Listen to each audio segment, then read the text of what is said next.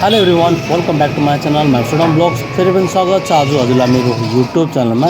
हाम्रो समाजले आज मिटिङ राखेको छ। आजको मिटिङको छलफल हजुरसँग म साझा गर्न चाहन्छु है त। लगायत आजको ब्लग यति छ। आजको भिडियो अन्तिमसम्म हेर्नुहोस् होला है त। गोर्खा दुःख निवारक सम्मेलन नक्सलबाडी, हामीलाई गर्व लाग्छ। सन् 1969मा बनिएको संस्था हो यो। आज नक्सलबाडीमा गोर्खा दुःख निवारक सम्मेलनले मिटिङ राखेका हुनाले हामी सबै यहाँ उपस्थित भइरहेका छौँ। आजको यी सामाजिक उक्त बैठकमा हामी सम्पूर्ण गोर्खालीहरूले आफ्नो रेजिस्ट्रेसन गर्नेछौँ। साथै मेम्बरसिप कार्ड पनि बनिनेछ। आजको हाम्रो सामाजिक बैठक सुरु हुन लागेको छ। साथै नक्सलबाडीको सम्पूर्ण गोर्खा जातिहरूलाई हाम्रा जिडिएनएसको तर्फबाट निमन्त्रणा गरिन्छ। नक्सलबाडी क्षेत्रका सम्पूर्ण गोर्खालीहरू इच्छुक हुनुहुन्छ भने यहाँ जिडिएनएस भवनमा आइकिन आफ्नो रेजिस्ट्रेसन गर्न सक्नुहुन्छ है त। सदस्यता ग्रहणको साथसाथै यो गोदिनिस संस्थालाई कसरी बलियो र सुव्यवस्थित रूपले परिचालन गर्न सकिन्छ भन्ने सोच विचारको एउटा आदान प्रदानको लागि नै हामी आज यहाँ भेला भएका छौँ। र कुनै पनि एउटा यसरी जमघट भएपछि त्यो सभा परिचालनको निमित्त एकजना सभापतिको आवश्यकता हुन्छ र आज यो सभालाई परिचालन गर्नको निमित्त म हाम्रै अब जति जे गरे पनि कुदाकुदी इत्यादि इत्यादि जे जस्तो गर्दा पनि उहाँकै नाम आउँछ र हाम्रै पुराना यही गोदिनेसकै सदस्य श्री भीम प्रधानजीलाई आजको सभा परिचालन गर्नको निमित्त यहाँ सभापतिको प्रस्ताव गर्दछु।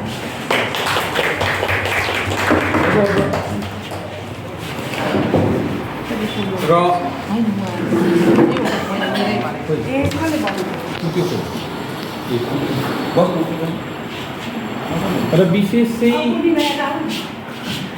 हेर्नु आजको जुन परिस्थितिमा हामी यतिको भेला भएको छौँ।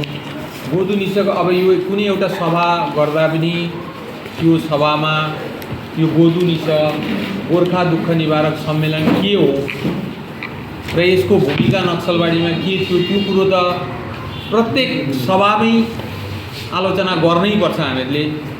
किनभने यसको नामै के छ भने गोदुनिस भन्नाले गोर्खा दुःख निवारण सम्मेलन। अब कति साह्रो बुद्धिमानी व्यक्तित्वहरू रहेछन् हाम्रा पूर्वजहरू, हाम्रो बाबुबाजेहरू। नाम अर्कै राख्दा हुन्थ्यो नि। देवकोटा सङ्घ पनि छ सिलगढीमा, बहुत ठुलो संस्था छ, बहुत ठुलो बिल्डिङ छ, बहुत ठुलो कर्मकाण्ड सामाजिक कामहरू गर्छन्। अब गरे तापनि सङ्घको नाम चाहिँ देवकोटा सङ्घ भएकोले गर्दाखेरि मलाई वा हामी सबैलाई कतै त्यो अलिक सङ्कुचित हो कि अलिक सानो क्षेत्रको मात्रै हो कि है भानु सङ्घ। अब भानुभक्त आचार्य हो हामी सबै नेपाली भाषाभाषीको, तर पनि अब कतै तपाईँको निहालजोतमै हाम्रो संस्था नवयुवा परिवार सङ्घ, त्यसरी नै सयपत्री सङ्घ, यस्तो सङ्घ त बहुत छ। यस्तो सङ्घ संस्था समाज हाम्रो धेरै नै छ। सारा नक्सलबाडी क्षेत्रमा हेर्नु हो भने एकदमै पसरल्दै छ। तर कसो तपाईँ हामी नै अनुभव गर्नु त कतै त्यो सङ्घहरू त सङ्कुचित त छैन, सानो क्षेत्रमा मात्रै बाँधिएको त छैन। निहालजोतको समाज निहालजोत मात्रै पक्रियो, काराबारीको समाज काराबारी मात्रै पक्रियो, गण्डगोल जोतको समाज गण्डगोल जोत मात्रै पक्रियो। तर जिडिएनएस भनिसकेपछि गोर्खा दुःख निवारक सम्मेलन भनिसकेपछि हामी सबै यहाँ यो क्षेत्रमा भएको सबै दाजुभाइहरू त्योभित्र अटोमेटिक सदस्यै हौँ। नभएदेखि यसको इतिहास हेर्नुहुन्छ भने नक्सलबाडीमा जति बेला नेपालीको भाषाको नसम्म थिएन त्यति बेला यही गोर्खा दुःख निवारक सम्मेलनले नेपाली प्राथमिक पाठशाला प्रारम्भ गरेको। अब हाम्रो बाबुबाजे, हाम्रो काका बडाहरूको कत्रो ठुलो विद्वता उहाँहरूले आरम्भ गरिदिनु। अब त्यही प्राथमिक पाठशाला बढ्दै बढ्दै बढ्दै बढ्दै बढ्दै गयो, जवान भयो, मसुर भयो। अब उसले के खोज्यो भन्दाखेरि अब प्राथमिकमा मात्रै बसेर हुँदैन, हामीहरूलाई हाई स्कुल चाहियो भन्यो। जवान भएपछि उसले अटोमेटिक हाई स्कुल। अनि यसरी गोदु निसबाटै नक्सलबाडीमा हाम्रो अस्तित्व छ। नक्सलबाडी प्राथमिक पाठशाला गोदु निसकै देन, नक्सलबाडी हाई स्कुल गोदु निसकै देन, नक्सलबाडी भानुभक्त आचार्यको मूर्ति गोदु निसकै देन। आज हामी जुनै पनि आफ्नो जातीय अस्तित्वको कुरोहरू छ, हाम्रो सामाजिक सांस्कृतिक चिजबिज, त्यसको रक्षा पनि हामी गोदु निषेधद्वारा छिन्न माने गर्न सकेका छैनौँ, एकदमै गर्न सकेका छैनौँ। त्यो कुरा हामी महसुस गर्दैछौँ। तर छिन प्रतीकी रूपले भए पनि यो फुलपाती शोभायात्रा, भानु जयन्ती एउटा प्रतीकी रूपले हुन त हामीहरूले जुन प्रकारले गर्नुपर्ने हो, जुन अवस्थामा गर्नुपर्ने हो, यत्रो ठुलो समाज भइसकेपछि त्यो जग्गामा हामीहरूले गर्नु सकेका छैनौँ। त्यसमा चाहिँ हाम्रो कमजोरी एकदमै भएको छ। र जिडिएनएसको पनि उत्पत्तिको इतिहास तपाईँको हो भने ती विद्वान महापुरुष, हाम्रा जातिका महापुरुषहरूले 1932 सालमा, आज होइन, देश स्वाधीन हुनुभन्दा लगभग 12-14 वर्ष अगाडि नै 1932 सालमा कलकत्तामा स्थापित गरेको जिडिएनएस हो। यहाँ पनि होइन, कलकत्तामा। कलकत्तामा कसरी स्थापित गरे त भन्दाखेरि त्यो समयमा कलकत्तामा हाम्रो छोरीचेलीहरू अङ्ग्रेजहरूमा बेचबिखान हुँदो रहेछ। त्यो समयमा पनि बेचबिखान भएकोले गर्दा अब जताततै हाम्रो छोरीचेलीहरूको बिजोग अवस्था देखेर चाहिँ त्यहाँका त्यो समयका विद्वान व्यक्तिहरूले होइन हो, हामीहरू त यसरी भएन, हाम्रो समाज बिग्रिने भयो, भाँडिने भयो भनेर 1932 सालमा कलकत्तामा स्थापित भएको रहेछ जिडिएनएस। यो विषय लिएर चाहिँ हामी एउटा आलोचना गरौँ कि हामी यो संस्थालाई कसरी अगाडि बढाउन सकिन्छ र यो संस्थाको माध्यमबाट हाम्रो जुन सभ्यता, संस्कृति, भाषा इत्यादिलाई कसरी अझै अन्यान्य सभ्य समाजसँग दाँजो लगाएर उनीहरू सँगसँगैको दाँजोमा कसरी अगाडि बढ्न सक्छौँ, त्यो विषयले चाहिँ हामी आज हल्का चर्चा गऱ्यौँ भनेदेखि पूजा, भानु जयन्ती, फुलपाती समारोह मात्रै गरिरहेको छ। खालि त्यति बेला मात्रै हाम्रो गोर्खालीहरू 2-4जना समय दिएर आउनुहुन्छ। प्रायः जस्तो आजकल आउनु छोड्नु भयो। यो खालि हामीको यो नक्सलबाडी एकको मात्रै 2-4जना नेपालीको मात्रै संस्था होइन। अघि नै भन्नुभयो, यो हामीहरूको समग्र ब्लक, यो महकुमाभरि गोर्खा जिडिएनएस पनि एउटा संस्था महकुमाभरिको हो। आज हामीहरूको सबैजनाहरू जागृति हुनु पऱ्यो। सुतेर बसेर मात्रै हुँदैन, खालि कमाएर खाएर मात्रै हुँदैन। हामीहरूलाई त्यसको लागि समय दिनु पऱ्यो र हामीले यसको निम्ति केही गरेर देखाउन सकौँ। अझै राम्रो राम्रो हामीहरूको बहुत योजनाहरू छ जिडिएनएसको, त्यसलाई हामीले सामने ल्याएर देखाउनु सकेको छैन। यो देखाउनुको लागि समग्र नेपालीहरूको सहयोगिताको जरुरत छ। यही कुराहरू भन्दै म मेरो यहाँ वक्तव्य यही टुङ्गाउँछु। मेम्बरसिपलाई अगाडि ल्याउनुपर्ने, कसरी मेम्बरसिप हाम्रो गराउनुपर्ने, के गर्दाखेरि चाहिँ हामी यो जगमा पुग्छौँ भन्ने हाम्रो आज इच्छा थियो र त्यो इच्छा आज हामीले सायद पूर्ण गर्न सक्दैछौँ र भविष्यमा पनि यसरी हामीले धेरै कुरोहरू गर्न सक्छौँ। अब त्यसको लागि भविष्यको लागि फेरि हामीले केही उदाहरणपूर्वक कामहरू गर्नुपर्छ।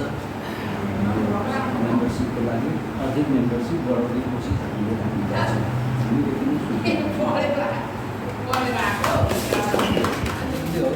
अब त्योदेखि बिचमा ठप भएको थियो, अहिले फेरि अलिक उयो हुँदैछ, त्यो ठिकै छ नि। अब कर्मकर्ताहरू तपाईँहरूले नै अब के सुझाउ के यस्तो तपाईँहरूकोबाट हुन्छ। अब हामी त अब एक लाइनमा भएर 30-35 वर्ष त होइन हो यो चिज हेर्नुहोस् अब यो सभामा प्रत्येक कुरो नै भन्दै जाने हो हामी वा गोविन्दजी वा एलबिडी मात्रै होइन वा भीम सर मात्रै होइन यो कुरोलाई चाहिँ हामीले प्रत्येकले अनुभव गर्दै जानुपर्छ कि गोविन्दजीले नै एउटा संस्था चलाउनुहुन्छ एलबी सरले नै चलाएर सक्नुहुन्छ वा कृष्ण सरले नै वा भीम सरले नै चलाएर सक्नुहुन्छ असम्भव त्यो यो कुरोलाई यस्तो र तपाईँ पनि जति हाम्रो दायित्व छ तपाईँको पनि त्यति नै दायित्व हुनु पर्यो समाजमा प्रत्येकले यदि हामी दायित्वशील भयौँ भने मात्रै यो संस्था अगाडि बढेर जाने अब उहाँ भीमजी हुनुहुन्छ त उहाँले गरिहाल्नुहुन्छ कृष्णजी हुनुहुन्छ त उहाँले गरे होइन नि यो कुरोलाई चाहिँ हामीले प्रत्येकले फिलिङ्स गर्नु पऱ्यो र तपाईँको सुझाव ठिक छ र यो कुरोमा चाहिँ हामी जोड गर्दै जानुपर्छ आउनुहोस् सजिनी बहिनीद्वारा सुझाव नमस्कार सबैजनालाई अब हाम्रो अधिकार के हो हामीले गर्नुपर्ने के हो हाम्रो सङ्गठनले हामीले कसरी गर्न सकिन्छ हामीले कुन प्रकारले चाहिँ यिनीहरू सुविधाहरू हामीले पाएको छौँ मतलब यत्रो सङ्ख्यामा हुँदाहुँदै पनि हामी किन एकता छैन हाम्रो बिचमा र एकता भयो भने हामीले के चाहिँ गर्न सक्छौँ के हामी उपलब्धिहरू लिन सक्छौँ यो विषयमा अब घर प्रत्येक गएर त हामी त त्यसलाई बुझाउने त सक्दैनौँ र एउटा यो हाम्रो अगाडिको जति पनि सिनियरहरू हुनुहुन्छ उहाँहरूले यो एकदमै राम्रो सोच राम्रो विचारले एउटा नक्सलबाडी जस्तो ठाउँमा चाहिँ जिडिएनएस स्थापित गरेर जानुभयो र अब यसलाई चाहिँ हामी आउँदो पिँढीहरू मिलेर र साथमा हाम्रो जति पनि यहाँनिर सिनियर काकाहरू हुनुहुन्छ हामी सबैजना मिलेर चाहिँ मलाई लाग्छ एउटा पब्लिसिटीको एउटा ठाउँ बनाउनुपर्छ ताकि गाउँघरमा लुकेर बसेर हाम्रा दाजुभाइहरू पनि यहाँ आउएर चाहिँ मतलब होइन हामीले गर्नुपर्छ जस्तै अब अहिले जिडिएनएसले उद्योग गरेको थियो भनेर आज हामीले मौका पायौँ र आज आउने दिनमा साइन्सको पनि अहिले फ्याकल्टीहरू छ गुरुमाहरू एकदमै अहिले एक्टिभसँगले काम गरिरहेको र यसमा मेरो यो कुरालाई यहीँ टोक्याउन चाहन्छु र हामी आउने दिनमा त्यस्तै खालको उदाहरणीय काम अझै गर्न सकौँ भन्ने आशा राख्दछु एकदम यसरी व्यक्तिगत गाउँबाटै एउटा सुझाव आउँछ गाउँको जति पनि लोकल समाजहरू छन् उनीहरूसँग सम्पर्क गर्नु अनि उहाँहरूदेखि फिडब्याक लिएर गाउँमा कसरी यसलाई अगाडि बढाउन सकिन्छ एकदमै ग्रासरुट लेभलमा गएर भोलि तहमा गएर हामीले यसको खोजी गरेर दिनुपर्छ उहाँहरू उतार्नुभन्दा कमिटी मात्रै भएर त भएन नि त सबैद्वारा भेला हुन्छ एक थुकी सुकी हजार थुकी नजिक जस्तै सबैलाई अनुरोध गर्छु कुनै पनि मिटिङको सूचना पाएपछि के हो कसो हो त्यहाँ के हुनु हुँदो रहेछ त्यही सबमा आफूले अंशग्रहण गरेर त्यहाँको भेदभाव सबै कुरो बुझेर आफ्नो तन मन धनले सहयोग गर्नुहोस् यही मेरो प्रार्थना छ। स्कुलकै मान्यतापट्टि र स्कुल बनाउनेपट्टि लागि पर्ने पर्यो अब त्यस पछाडि आएर गोर्खा दुःख निवारणको जमिन त वहाँ पर छ खोला किनारमा स्कुलसँग जोडिएको यहाँ हाम्रो नजिकमा भाइहरूले यो जमिन भानु समिति भनेर यसलाई संरक्षण गरेर राख्नु भएको रहेछ उहाँहरूले नै होइन यसलाई भानु समिति नभनौँ गोर्खा दुःख निवारणको नाममा हामी यसमा सुरुवात गरौँ भनेर सम्मिलित हुनुभयो अति हर्षको कुराहरू छन् यहाँनिर गोर्खाको एकताको र हुँदै हुँदै अहिले हामीसँग 2 तले भवन भयो तर हामी किन फस्टाउन सक्यौँ यो हाम्रो दुःखको कुरो छ आज पनि हामी हेर्दैछौँ ताराबारी र नक्सल बजार मात्रै छौँ आजको दिनमा पनि हामीसँग बडो नेपाली गाउँ रकमजोत छ बडो नेपाली गाउँ निहाल जोत छ भीमराम यता तल छ यता पर पनि छ किन हामी यहाँ जोडिन खोज्दैनौँ यो हाम्रो आफ्नै सोच होला प्रत्येक गाउँबाट 2 जना मात्रै हामीसँग सदस्य भइदिए योसँग सम्बन्ध राखी सम्पूर्ण गाउँलाई पुग्छ मेरो सोचले भन्दा के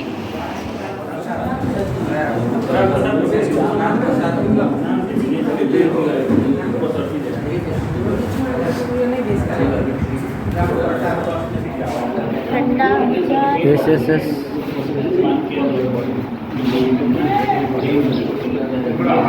ट्रे खोज्नु श्री लक्ष्मी छेत्रीजी उहाँले पनि जति बेला पनि यो समाजलाई अगाडि बढाउनको लागि के कसो गर्नुपर्छ भन्ने कर्ममा अगाडि नै अग्रपङ्क्तिमै हुनुहुन्थ्यो र उहाँद्वारा अझै यसलाई बृहत राम्रो सुन्दर सुव्यवस्थित कसरी बनाउन सकिन्छ त्यो विषयमा एउटा सुझाव यसलाई चाहिँ कसरी राम्रो बनाउन सकिन्छ त्यो विषयमा म त के बेसी त बोल्दिनँ 2-3 वटा मात्रै भन्छु कि मेरो जिडिनेस भन्ने मात्रै भावना कसैले नलियोस् हामी सबैको जिडिनेस हो र हामी अघि बढौँ र संस्थालाई बलियो बनाउँ भन्ने चाहिँ मेरो आजदेखिको होइन यो पहिल्यैदेखि नै हो बिचमा ग्याप गरिदियो बिचमा ग्याप गरेपछि फेरि त्यतिकै लथालिङ्गे कतारको समाज पनि बनाइदियो पनि भएन हो लास्टमा हामीलाई आफ्नै पऱ्यो र अब यसलाई चाहिँ अघि बढाउन लैजाउँ र राम्रो होस् तलबाट देख्नेले पनि जिडिनेस चाहिँ अहिले कस्तो दामी भएको छ भन्ने चाहिँ होस् भन्दै मेरो त्यति नै हो मेरो हाम्रो लक्ष्मी दिदीलाई उहाँको सुझाव अति सुन्दर सुझाव र यसरी नै यो संस्थालाई यो विशेष चाहिँ हामीले आज किन भेला भयौँ भन्दाखेरि यो संस्थालाई कसरी बलियो र सुदृढ बनाउन सकिन्छ त्यही विषय लिएरै केही सुझाव हजुर सल्लाह अनुसारै गर्दै जानुपर्छ र मलाई चाहिँ के लाग्छ भने हाम्रो कुराले भनिहाल्नु भयो दाजुहरू हुनुहुन्छ होइन दाजुहरू अब हिँडिरहनु भएको छ लागि पर्नु भएको छ तर पनि अब सबैकोमा त त्यति टाइम हुँदैन होइन र सबैजनाले एउटा टाइम मिलाएर नै चल्नुपर्छ सबैले टाइम दिने कोसिस गर्नुपर्छ र हाम्रो विशेष गरेर हाम्रो भाइहरू बहिनीहरू होइन अगाडि आइदिनु भयो भने अझै राम्रो हुन्थ्यो होइन र भाइहरूलाई विशेष गरेर चाहिँ म भाइहरूलाई नै अगाडि आइदिने कोसिस गर्छु किनभने यो हाम्रो एउटा समाज संस्थामा नभएर चाहिँ हामीले घर भन्ने सोच्नुपर्छ त्यसरी नै विष्णु कुमार विष्टजीले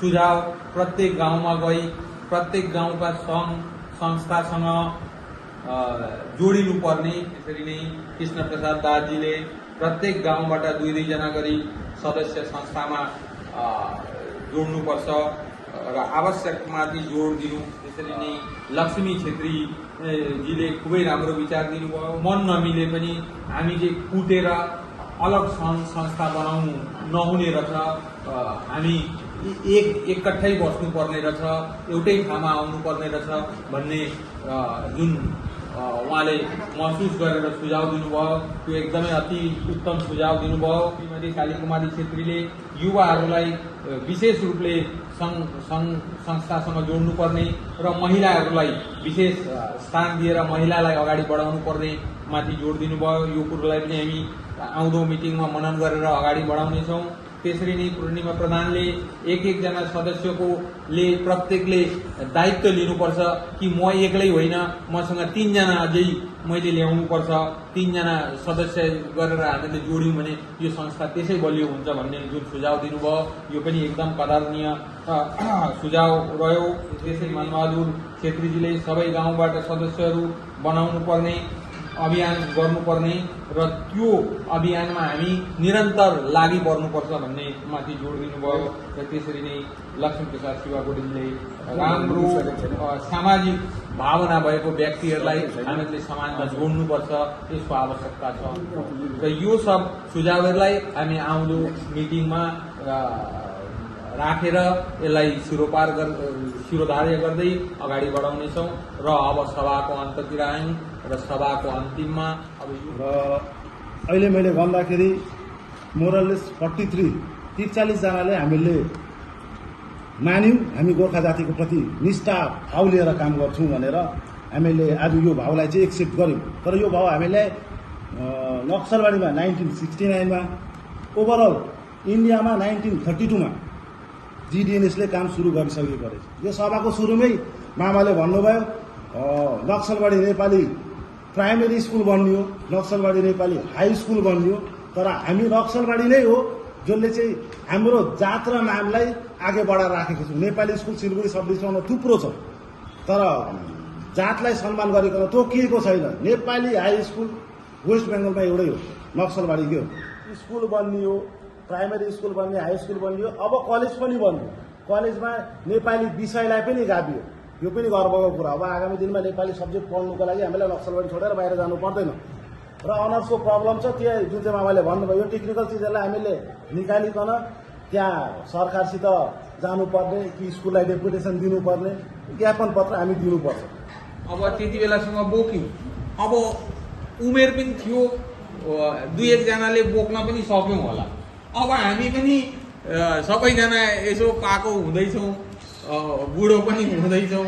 अब हामीबाटै मात्रै यो बोकिराख्न सक्ने अवस्था छैन र त्यसले गर्दा कसरी तपाईँहरू सबैजना अब आएर यो काँधमा काँध यसरी लगाएर जोड्नु सकिन्छ त्यो ल त गाइज, आज समाजको बैठकको भिडियो यहाँसम्म थियो। केलाई कस्तो लाग्यो भन्नुहोस् होला। मन पऱ्यो भने like, comment, share and subscribe पनि गर्नुहोस् होला है त।